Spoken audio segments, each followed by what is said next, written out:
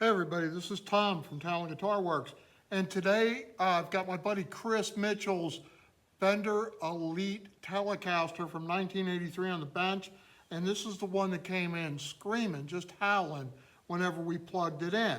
Now, guitar noise is usually from one of two things, either radio frequency, RF signal that's out there in the air all around us, and it comes from Wi-Fi or dimmer switches on lights.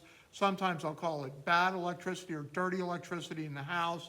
And if you use a power conditioner, you can avoid it.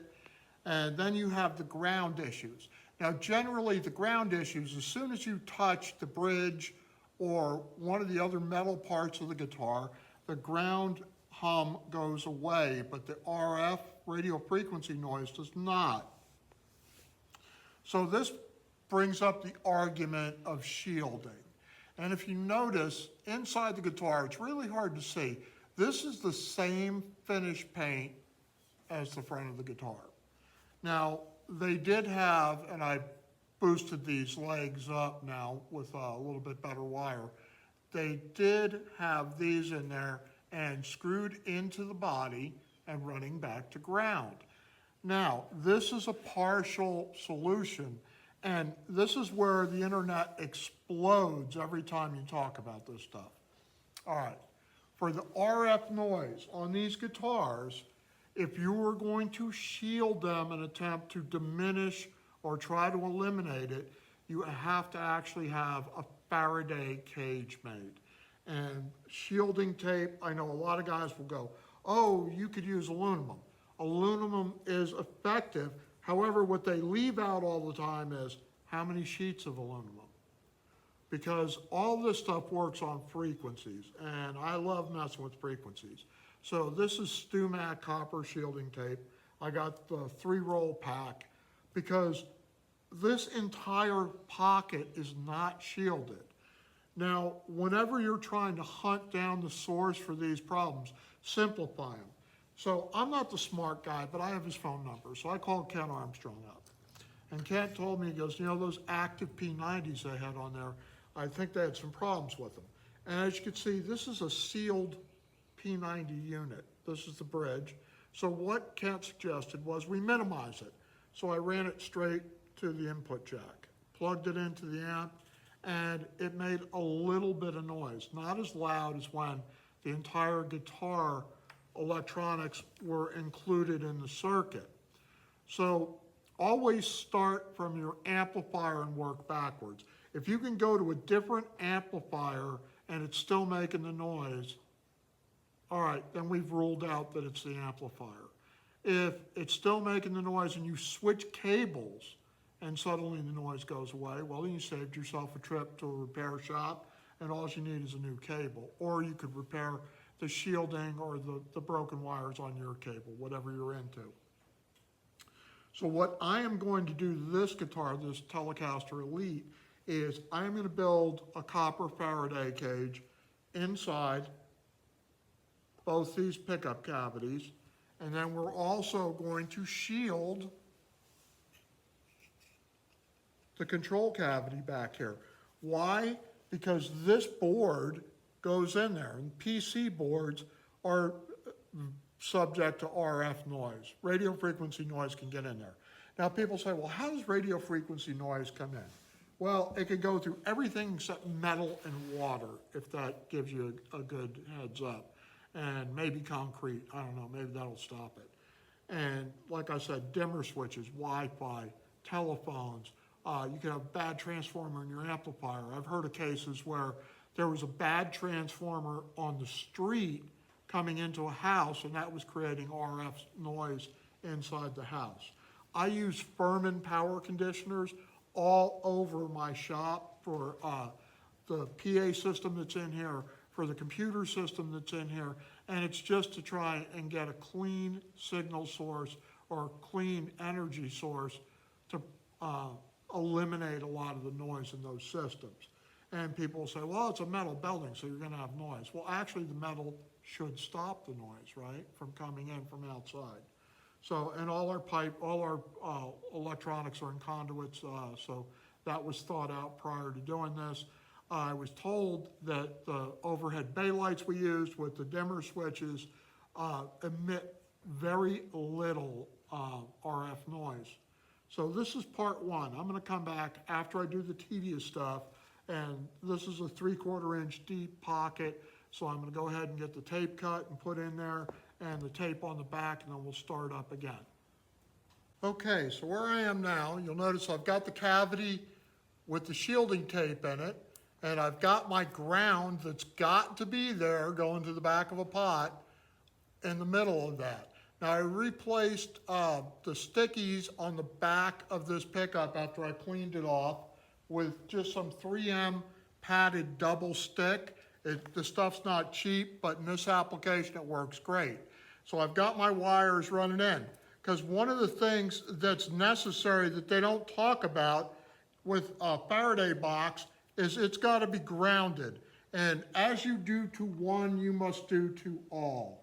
So I've got my ground wire from my bridge running in.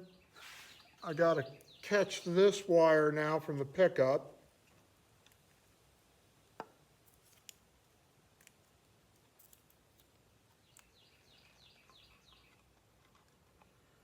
And I just got those. And then on this specific model, believe it or not, Fender put threaded inserts in to hold the pickup in place. So the bolts that go in there to put it back together are the ones that came out. And they're like number 6 or something, little bolts that are gonna go in and fit right in that slot. So now I've got basically the Faraday box or Faraday cage, whichever you prefer, on this pickup, and it's also running ground to the back. Now, when I talked to my buddy Ken Armstrong about this, I said, hey man, something's not right. I sent pictures and it described to him what was going on with the cavities. And he said the shielding paint that they used, especially back in 1982, 83, can degrade over time. So that's probably what that's done. So before somebody, gets on there and goes, well, Fender did it the cheap way. Well, Fender was like doing inroads on this one, you know what I mean? I don't think active pickups were that popular in 83. Correct me if I'm wrong in the comments. I think that's right around, 79 to 80s when they started experimenting with them. So they weren't, how can I say it, an established science on guitars. They were still, in that stage where people were trying different stuff and figuring out what worked and what didn't. But if you look in this bottom cavity, and I know it's hard to see, but you'll see where there's discolorations in the paint, and that kind of tells me that whatever was there as far as shielding goes, because I have shielding paint here, ain't getting it. But to have a complete Faraday box, it's got to be completely around it. That's why you'll see some of the Telecasters, they'll go ahead and they'll do the cavity where your volume and tone pots and switch are, but they don't do behind the pickups. It's all got to be done. It's all or nothing with these shielding jobs. So that's what we're going to do, and I'll be back after I get the next one shielded, and we'll move on to the next step in the process. Okay, so we got our pickups in, and we got our wires coming out the back, and our next step is going to be to shield the cavity. But before I shield the cavity, I'm going to do an old school trick to make sure that my wiring is going to be really neat and efficient. And all I need is a piece of cardboard. So I've already done this. I put the cardboard up on the front side of the guitar, laid it flat, and with a felt tip pen, went through each of the holes and marked the position of the switch and the 4 potentiometers that are going in the back of the guitar. And everybody's gonna go, well, you can get those boards from StuMat. Yeah, you can. But what happens when your guitar is a little bit different than the other ones? So now that I've got those, the one thing that I've got to point out to people is they buy the wrong potentiometers for the wrong application. And when you start to measure the depth of the base of the guitar, especially on a carved top, This one's going to throw you a little bit because this is a deep depth on a flat top guitar. But on the carved tops, that's how much body that's going through right there. And each of those spaces are just a hair different. Why, I do not know.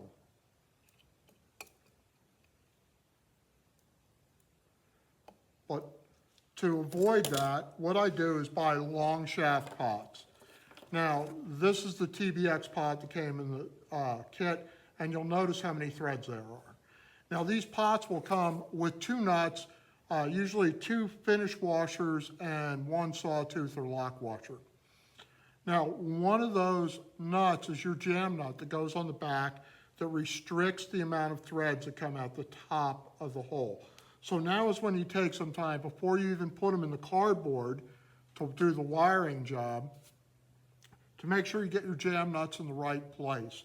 So I'm going to get the jam nuts to the right heights where I have enough thread on this side exposed to where I could get my finish washer and my nut on there and secure it, and then put the knob on top of the pots. So we'll be back once I get this stuff set up. Okay, so I got my cavity is done. I've got my shielding tape in there. I got one little piece to put right there. I've got my pickup leads coming out, 2 for each. And then I've got my 3 ground leads coming in, and those are for the bridge and the 2 pickup cavities, each one having a lug. Now this cavity is also going to get a lug and a ground going to the back of one of the pots. And that's just going to ensure that all the shielding is grounded. I already checked the continuity of the shielding, it all buzzes. And to set that up, there's a little like speaker thing on your multimeter where it'll beep if your 2 probes are connected and compensated to a piece of equipment that's got continuity. So now I've got my little cutout and I've got all my stuff pushed in it. I had to use one of the old pots because the new pot I had, as I said before, was a short shaft and it was on that 50K pot. So that's a 50K linear, and I labeled all these TBX. This is a 1 meg logarithmic, another audio rather, and 1 meg audio here. And then we've got the stacked TBX. That stands for treble bass expander, which means in position 0 to 5, it acts as a normal tone pot. When you go from 5 to 10, then it does the bass expansion, and it's because resistance is reduced. The top pot that initially controls the tone is 1 meg. Then it drops to a 250K pot, which reduces the resistance and allows more signal to get through. Now there is 1 capacitor and 1 resistor already soldered onto the TBX. So I checked my switch, I checked all my pots, everything's going to work. So now I'm going to solder it while it's on this cardboard cutout. Then I'm going to put it inside the cavity and connect it, and then I'll finish up my grounds from my cavities in the bridge, and also my pickup grounds and my pickup leads, which are going to go to either side of the 3-way switch. So we'll be back when that's all wired up and ready to go. Hey everybody, this is Tom, and we're back with the Tacoma. Now this Tacoma had what I call Tacoma Rash when it came in. And that means that the body and the headstock of this guitar, the top of it, were all bubbled up. And whatever type of finish they'd put on it was coming off. So I did a joint project with my buddy Rick, who's from Canada, that owns this guitar. And Rick used to work in an auto body shop, so it was really easy for Rick to understand how to take the old finish off using a heat gun, and after I put the lacquer finish on it, how to go ahead and wet sand that lacquer after waiting for it to cure fully. So it came back in today and it's almost done, and it looks really good comparatively to what it came in like. Now, we didn't try to make this a brand new guitar. We tried to make this guitar look like its age. This is the pre-Fender buyout of the Tacoma, and it needs some new pins. These pins are a little bit worn, so I'm gonna put those in tomorrow, and I put a new saddle in for it. So Rick will be picking this guitar up tomorrow afternoon, and you know, on this video I said before, I'm not the smart guy, but I can find his phone number, and that's what I have to do on some of this stuff. I reach out to a lot of industry leaders that are willing to talk to me and tolerate me, if you will, and help me out with some of the problems I'm getting with some of the guitars that come in on rare bears that I've never seen before. So I'm really happy about this Tacoma and the way it came out, and it's going to go home and it's going to be a really playable, super cool guitar for years to come. So this is Tom at Talent Guitar Works. Only half my ideas are any good. You have to decide which half.